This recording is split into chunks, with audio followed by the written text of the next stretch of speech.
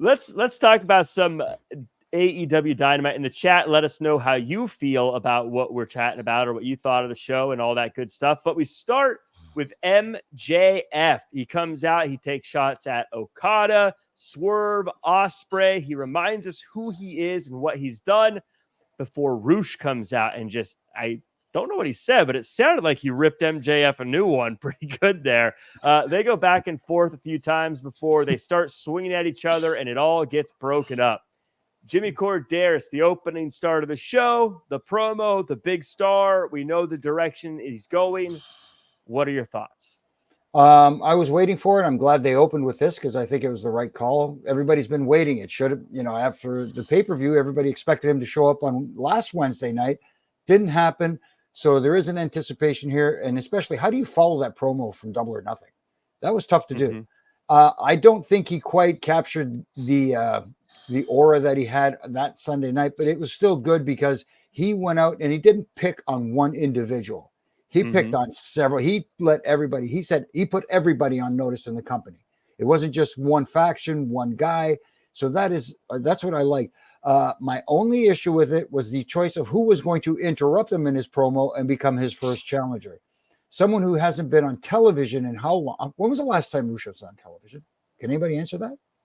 I think he was on Collision somewhat recent, not on Dynamite in a long time. Well, there you go. I think he was. That's the problem. It's like I think he was on TV, so and so.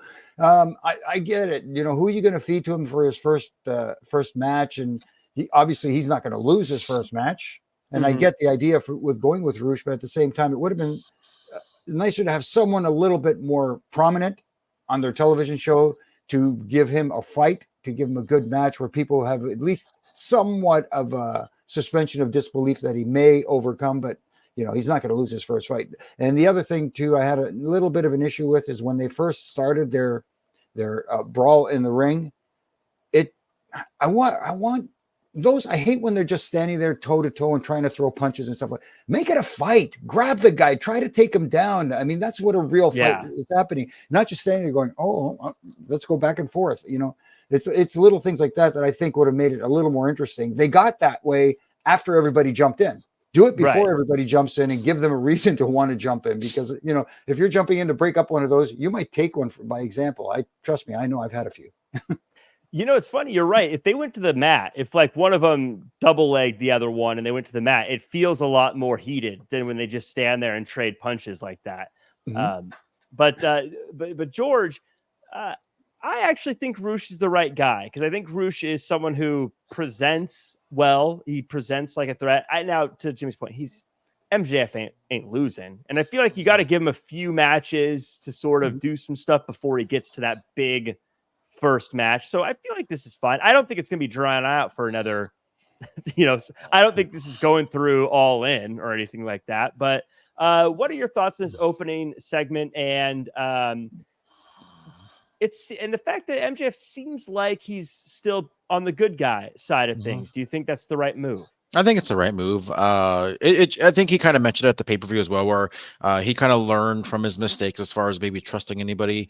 He's going to be this lone wolf, especially in a stable, heavy promotion like AEW.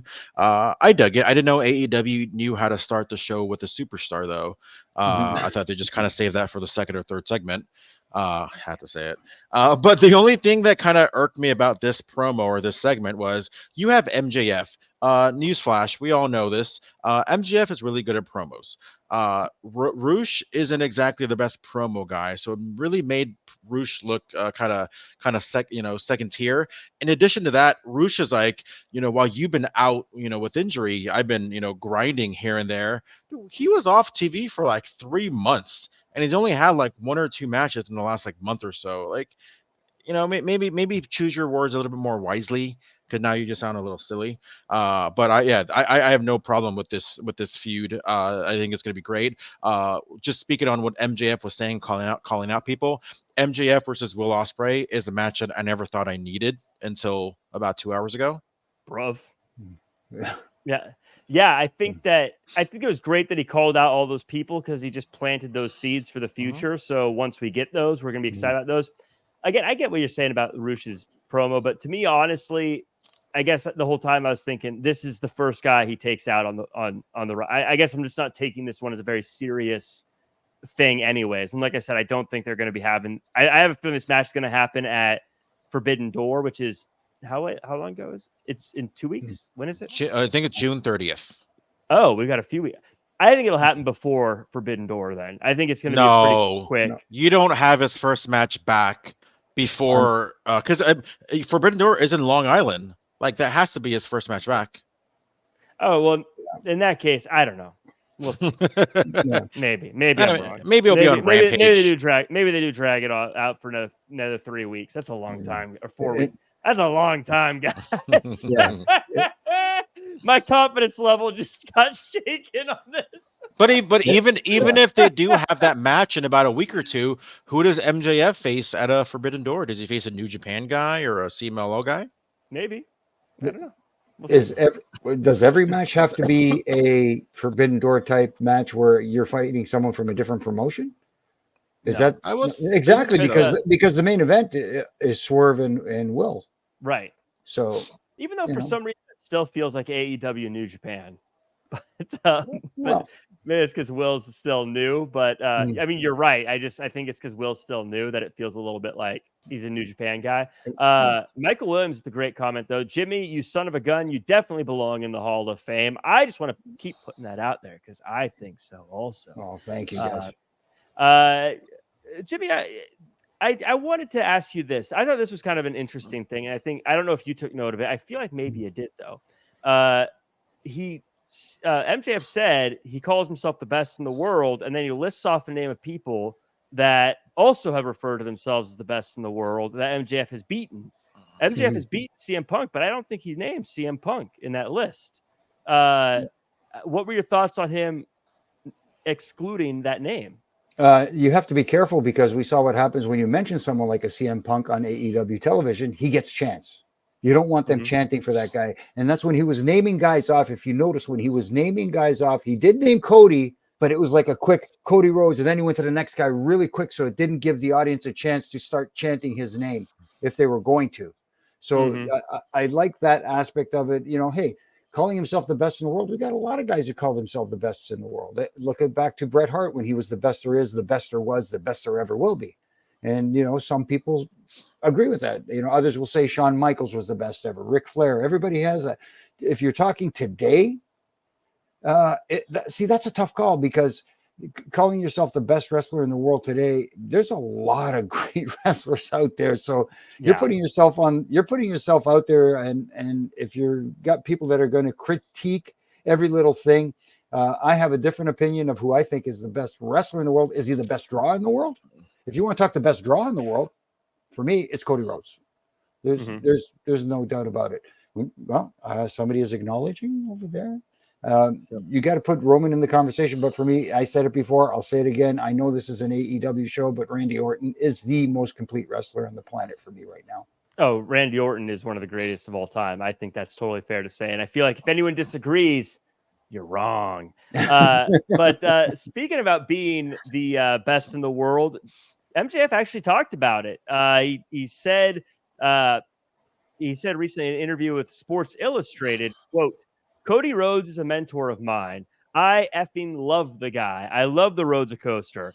But when Triple H is doing an interview on one of the biggest sports shows, whose name were they cheering in the background? My name.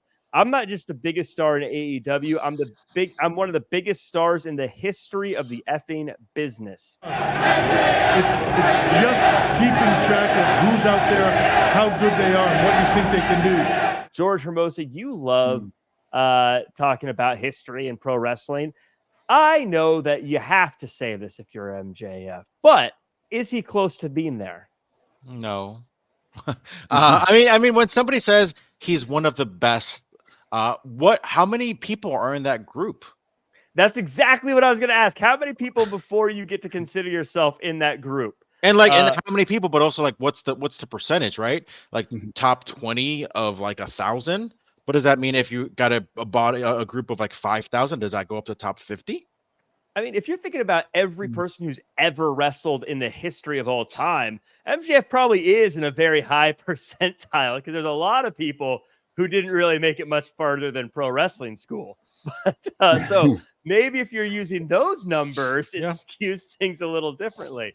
But Jimmy, let's take of all time or in history out of that. Let's say today. You said Cody Rhodes is a bigger star. Is a bigger star, right? Yes. If you're talking the best in the world, however you decide it, just for fun, you're not being held to this forever, but just off the top, how close is he today to being one of the biggest stars in pro wrestling? If we're only talking current active wrestlers, so you can take John Cena off the list, you can take The Rock off the list, active competitors, just like, is he top 5, top 10, top 15, top 20? I would put him in the top 10. I don't know if I'd risk going top 5 because let's face it, he hasn't had that much time to establish himself as the best in the world right now. He's still got to, for me, prove it. Yeah. He was on the shelf for a long time, and that's no fault of his. That's what happens in this business to some people, and that derails them for a little while. He's come back. He's hotter than a firecracker right now, which is great. People are buying into this new look, this new kind of attitude from him. He's always had it. It's just coming out a little more aggressively, and he's having a little more fun with it. You can see he's having a lot more fun with it. As far as being the best in the world, right now, I'm not there yet. I want to see more before I can make that call. I'd give him top 20 though. Oh, right now, he's top 20. I'd easily put him in top 20. I think it's more of a top 5 or top 10 conversation. If he was top 10, it'd be on the lower of the maybe like 9 or 10. Because if you start just doing the math of who's available, like there's certain guys like we mentioned, Randy Orton and Cody Rhodes already. That's like 1 and 2. Randy Orton's been doing this too long. Yeah, I mean you're not going to pass that guy for a very long time. Drew, so there's just a lot of people that there's a lot of big names who've been doing it for a long time. But you got to throw Gunther on the list because lately he's been really on fire. Gunther's been incredible lately. By the way, Boring Banana, he's actually Randy's on Boring Bananas right now. That's why he looks the way he does. Boring Bananas. That's Is that a show or so? Is that? I don't. It could be. But speaking of MJF though, I love that. That's the funny. Boring Bananas. I dig it. Are we all done with the Adam Cole story now? Yes, I think so. I think that's what that whole thing at Double or Nothing was about. Was them. I think the only reason Adam Cole was there is so they could officially say this is done. We're moving on. Yeah, what an unfortunate timing. That could have been something, but yeah, just injuries and. I'm actually glad they're sweeping under the rug and just moving on because I don't want to see. I don't really care to see it anymore. But Boring Bananas in the chat. Yes, that's where. There you go.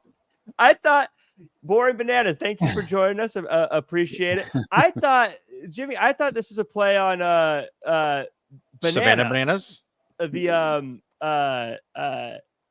Like when the crowd went banana. Pat Patterson. His name. Pat Patterson. I thought you were making a joke about the Pat Patterson line, like banana is good, but Boring Banana is bad. That's why I thought that was funny. Hey, Pat always had the best line ever when he'd come up to you. Hey, you know who's asking about you? Nobody. Oh man, we got a lot of stuff to cover. So in the chat, let us know if you're talking about today, active wrestlers only. Let us know roughly where you think MJF would fall that list. Top 5, top 10, top 15, 20. Would love to know what you guys think, just off the cuff. You don't have to think about it too much.